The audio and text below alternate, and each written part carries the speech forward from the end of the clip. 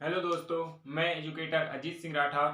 आज मैं एक ऐसे क्वेश्चन का आंसर लेके आया हूं जो बहुत दिनों से मेरे जो स्टूडेंट है वह पूछ रहे थे कि सर, क्या एनसीईआरटी यूपीएससी एग्जाम के लिए ज़रूरी है? क्या उसको पढ़े पढ़े कि बिना यानी बिना पढ़े हम आईएएस बन सकते हैं या यूपीएससी क्लियर कर सकते हैं या नहीं कर सकते? तो मुझे लगा कि मुझे एक वीडियो बनाना चाहिए जिससे यह क्लियर हो कि क्या एनसीईआरटी की आवश्यकता, क्या एनसीईआरटी जरूरी है? क्या एनसीईआरटी के बिना आईएएस या यूपीएससी को क्लियर नहीं किया जा सकता? तो इस टॉपिक पर आज मैं यह वीडियो बना रहा हूं।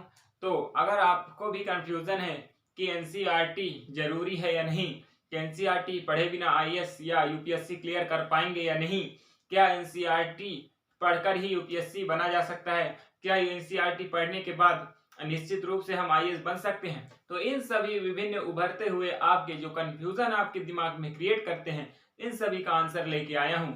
और आज मैं बताऊंगा कि आईएएस बनने के लिए एनसीईआरटी कितनी जरूरत है और एनसीईआरटी की कितनी जरूरत नहीं है।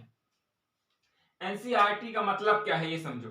एनसीईआरटी हमको क्यों पढ़ाया जाता है? जिस प्रकार एक घर को बनाने के लिए एक मजबूत नींव रखा जाता है ताकि वह महल या घर बहुत ही ऊंचाई तक जाए और मजबूती के साथ खड़ा रहे, उसी प्रकार अगर हमको आईएएस बनना है तो बोला जाता है कि एनसीईआरटी उस नींव के जैसा है, उस बेस के जैसा है जो हमें आईएएस तक पहुंचाता है। अगर हमको आईएएस बनना है तो एनसीईआरटी पढ़ना पड़ेगा, ऐसा कहा जाता है।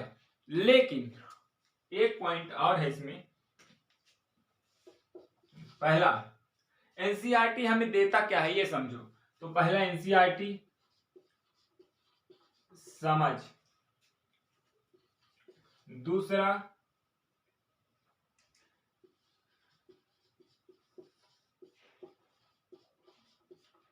सामान्य ज्ञान। ठीक, तो एनसीईआरटी से हमें क्या मिलता है? समझ मिलता है, यानी अंडरस्टैंडिंग पैदा होती है, हमें वह सोचने समझने की शक्ति डेवलपमेंट होता है। किसमें? एनसीईआरटी के पढ़ने से। तो इसलिए एनसीईआरटी को जरूरी कहा जाता है। दूसरी चीज, सामान्य ज्ञान। अब एनसीईआरटी में क्या है, 9वीं यानी 6वीं से कहा जाता है 12वीं तक के पढ़ने के लिए। तो उसमें जो एक लेवल होता है, एनसीईआरटी में एक लेवल होता है, उसमें जो निम्न लेवल का होता है, छोटी छोटी बातों को गहराई से दिया जाता है। किसमें? एनसीईआरटी में। तो उन बातों को आप एडवांस बुक होते हैं जो उनमें आप नहीं पाएंगे। तो आप अगर उनको नहीं पढ़े हैं तो आपको पता नहीं चलेगा। एडवांस बुक में सिर्फ नाम होगा, उसकी बारे में कोई डेफिनेशन नहीं होगी, तो आपको नहीं पता चलेगा कि ये है तो है क्या। और अगर आपको जानना है तो वो पढ़ना पड़ेगा एनसीईआरटी उस सब्जेक्ट से रिलेटेड। आप इसलिए एनसीईआरटी की पढ़ाई भी जरूरी होती है।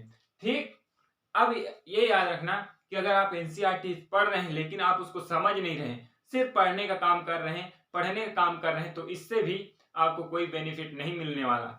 आप उसको भले ही थोड़ा सा आराम से लेकर, लेकिन अच्छे से ध्यान से पढ़ें, उसकी नोट वगैरह ना बनाएं, लेकिन अंडरस्टैंडिंग पैदा हो, कुछ आप में परिवर्तन आए, ऐसा उसको ध्यान से रिलेट करके पढ़ें, तब आप एनसीईआरटी का जो बेनिफिट है उसको ले पाएंगे।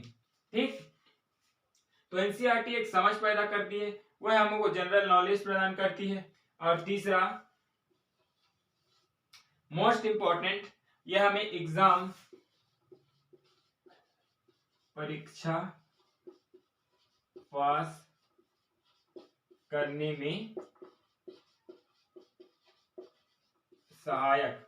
एनसीईआरटी जो है वह हमें परीक्षा को पास करने में भी सहायता प्रदान करती है। वो कैसे? तो याद रखना, आपने जो प्रारंभिक परीक्षा और मेंस परीक्षा दोनों में एक गणित आता है, तर्क शक्ति आती है, उसमें लिखा रहता है 10वीं लेवल की गणित। तो वो यहीं से आते हैं। किससे? एनसीईआरटी से।